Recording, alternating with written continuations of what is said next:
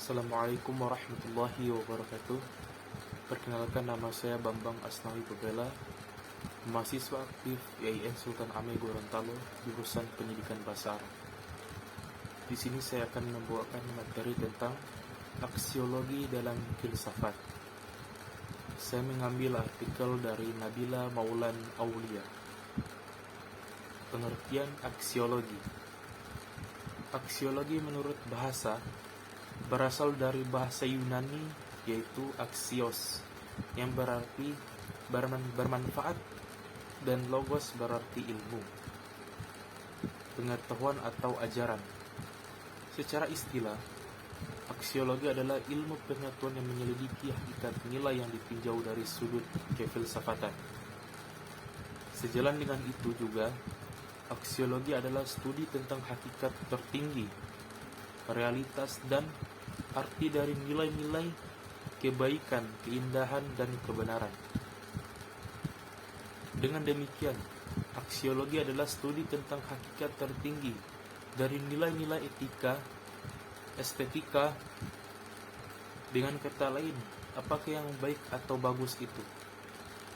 Secara etimologis, istilah aksiologi berasal dari bahasa Yunani kuno, terdiri dari kata axios yang berarti nilai dan kata logos yang berarti teori.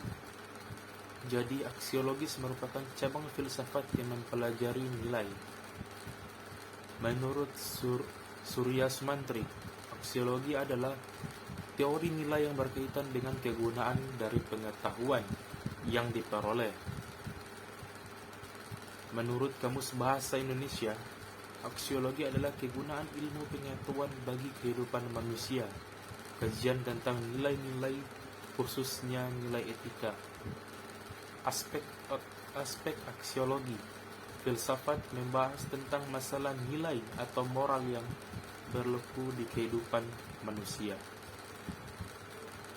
Dari aksiologi, secara garis besar muncullah dua cabang filsafat membahas aspek kualitas hidup manusia, yaitu etika dan estetika.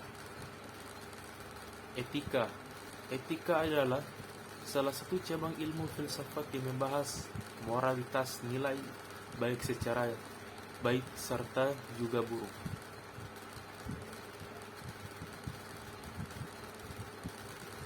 Etika tersebut bisa didefinisikan sebagai nilai-nilai atau norma-norma yang menjadikan pegangan manusia juga masyarakat yang mengatur tingkah lakunya. Etika berasal dari dua kata, yakni ethos, sifat, watak, kebiasaan, dan etikos, yaitu susila, keadaban atau kelakuan dan perbuatan yang baik.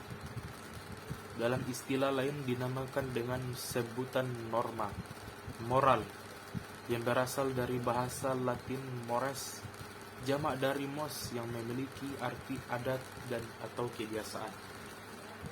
Dalam bahasa Arab disebut dengan sebutan akhlak, yang memiliki arti budi pekerti dan dalam bahasa Indonesia disebut dengan sebutan tata susila.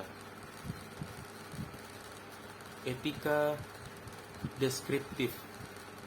Etika deskriptif merupakan cara melukiskan tingkah laku moral, misalnya adat kebiasaan, anggapan mengenai baik atau buruk, tindakan yang diperbolehkan atau tidak. Etika deskriptif ini mempelajari moralitas yang terdapat pada individu dan kebudayaan.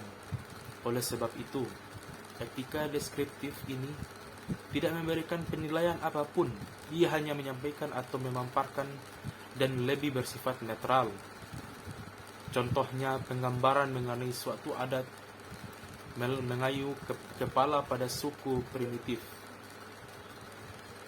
Etika deskriptif dibagi ke dalam dua bagian. Pertama, sejarah moral yang meneliti cita-cita dan norma-norma yang pernah diberlakukan di dalam kehidupan manusia pada kurun waktu dan suatu tempat tertentu atau dalam suatu lingkup besar yang mencakup beberapa bangsa. Kedua, sejarah moral yang berupaya untuk menemukan arti secara makna moralitas dari berbagai fenomena moral yang ada. Selanjutnya, etika normatif. Etika normatif ini mendasarkan pendiriannya atas norma. Dia dapat mempersoalkan norma yang diterima seseorang atau juga masyarakat itu sendiri dengan cara lebih kritis dan dapat mempersoalkan apakah norma itu benar atau juga tidak. Etika normatif memiliki arti sistem-sistem yang dimaksudkan untuk dapat memberikan petunjuk atau penuntun dalam mengambil suatu keputusan yang menyangkut baik atau buruk. Etika normatif ini disebut dengan filsafat moral atau etika filsafati. Etika normatif ini dapat dibagi ke dalam dua teori, yakni teori nilai mempersoalkan sifat kebaikan dan teori keharusan atau tingkah laku. Ada pula yang membagi etika normatif ini ke dalam dua golongan, yakni konsekuensialis dan non-konsekuensialis. Konsekuensialis berpendapat bahwa moralitas suatu tindakan ditentukan oleh konsekuensinya.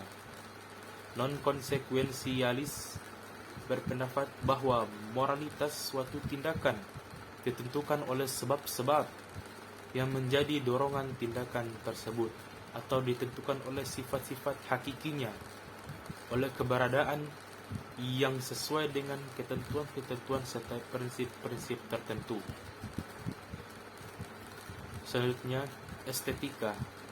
Estetika adalah salah satu cabang ilmu filsafat yang mempersoalkan seni serta keindahan. Istilah estetika berasal dari kata Yunani aesthetis yang berarti pemahaman intelektual atau pengamatan spiritual. Estetika memberikan perhatian pada sifat keindahan, seni, rasa, selera, kreasi, serta apresiasi mengenai suatu keindahan. Secara ilmiah, estetika didefinisikan sebagai ilmu mengenai nilai-nilai yang dihasilkan dari emosi sensorik yang biasa dikenal dengan sebutan sentimentalis atau cita rasa. Itulah pemaparan materi tentang aksiologi dalam filsafat. Semoga bermanfaat untuk kita semua. Demikian, wassalamualaikum warahmatullahi wabarakatuh.